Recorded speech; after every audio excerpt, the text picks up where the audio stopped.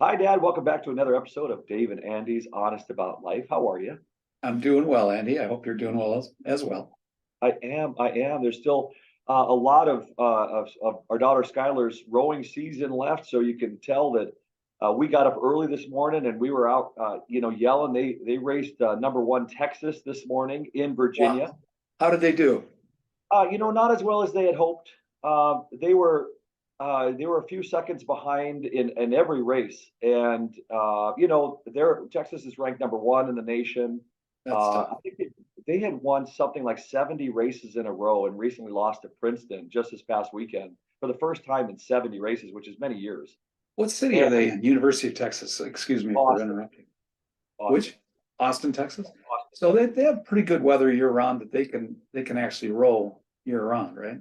They do, they do, and they have a. I think they have a history of winning, and so there's that too, right? I think they have a decent coach. Yeah.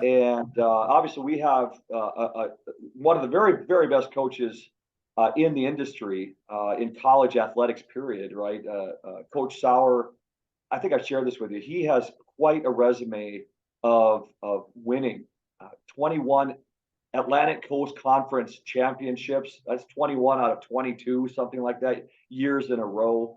He has coached Olympic rowers. He has won at every level, and he's a remarkable individual. And so when I say there's a history of winning, a lot of it has to do with the coaching, right? That Yeah. you know players want.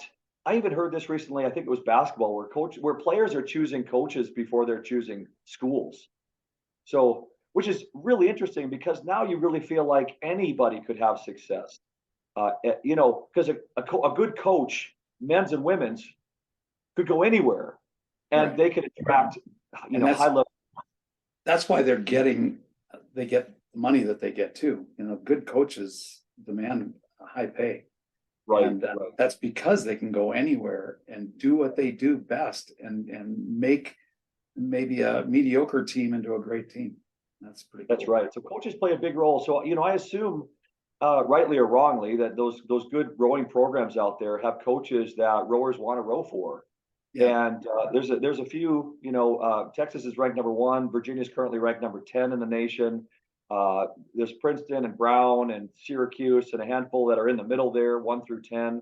And it's really going to be, again, we're talking about the top 10 or 20 top programs in the nation, likely have really good coaches where the top rowers in the world want to row for them. And I think that's what separates the good teams from sort of the middle of the pack. And obviously, we're grateful for Virginia and our daughter having an opportunity to row here because of the history, because of the coaching. It's pretty spectacular. Very cool. But the question I had for you today, Dad, is the one about when you were growing up, you were told, you were taught, your parents disciplined, all these kinds of things. The adult influence in your life uh, told you a certain set of things. Do you remember an instance that you went through that you realized, hey, what an adult, someone in a position of authority, told you that wasn't accurate? Do you remember that point? And really, what I mean by this is, so I look at our judiciary system, our judicial system, and you always think that it's absolutely right 100% of the time, and it's just set in stone. But as you get older, you find out that there's shades of gray even in our judicial system, which I always thought was set in stone. Right? They get it right every time. And so sometimes when you hear different sides of a trial, you have the prosecution and you have the defense, and you have the winners and the losers. And the losers often say, "Hey, I lost faith in my judicial system.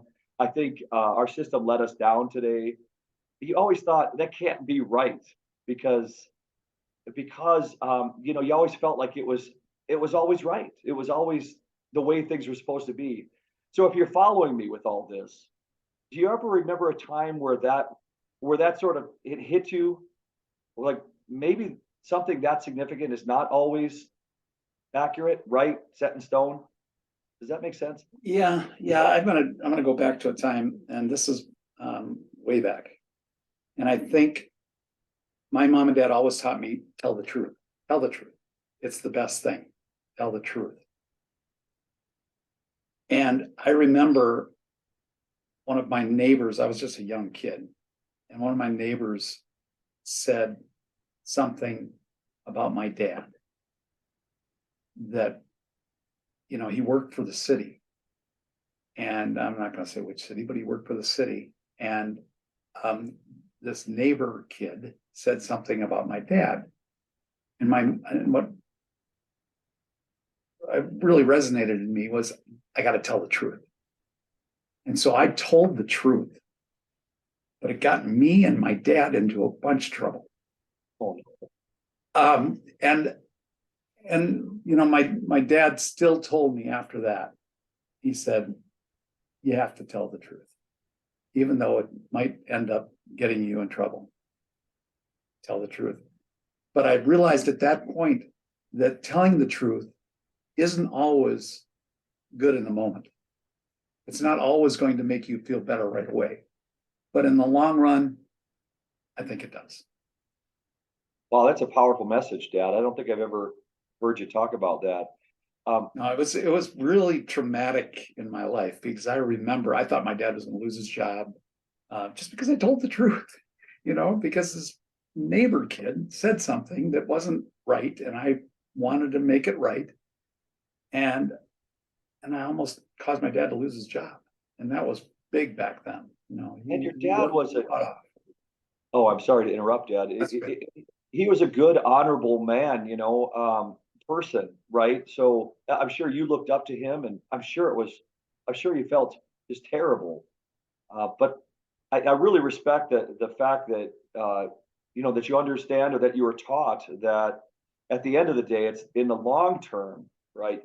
It will make sense. It will come back and be right and be good. And but in the moment, I'm sure, like you say, it was unbelievably painful to have to sort of answer for that.